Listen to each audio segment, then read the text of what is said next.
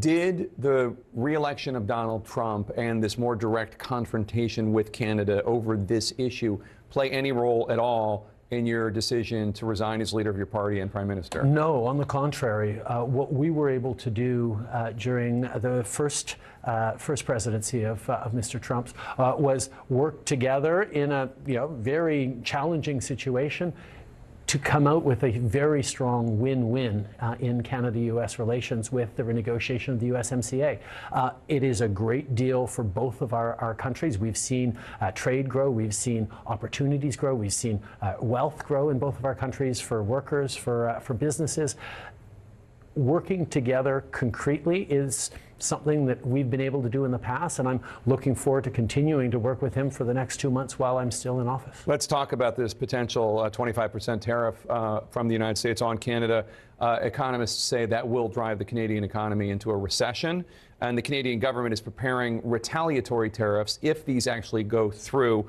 Which do you think would be potentially the most effective against the United States? I don't want them, by the way, just as an American, I don't want these tariffs, but minerals, energy? We don't want them either. We do not want to see tariffs on our side. We do not want to see tariffs on your side. It's bad for people who have, for generations, made things together and been successful together to actually start creating barriers between economies like ours. Like, we have so many resources in Canada, more than our market can support, so we export them to our closest friend who can rely on them. It is a win-win for us. We would definitely respond, as we did years ago when President Trump put tariffs on steel and aluminum. We responded by putting tariffs on Heinz ketchup, on playing cards, on bourbon, on Harley Davidsons, on things that would hurt American workers. But we don't want to do that because it drives up prices for Canadians and it harms our closest trading partner. Is there nothing that Donald Trump is saying about trade status and relations right now where you think that he has a point? There's nothing you think that is unfair? I mean, the conversation around tariffs started around border concerns.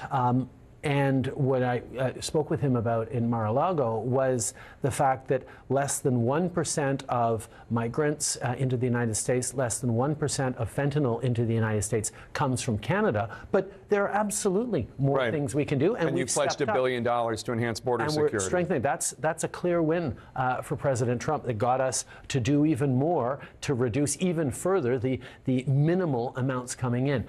On trade, there's more.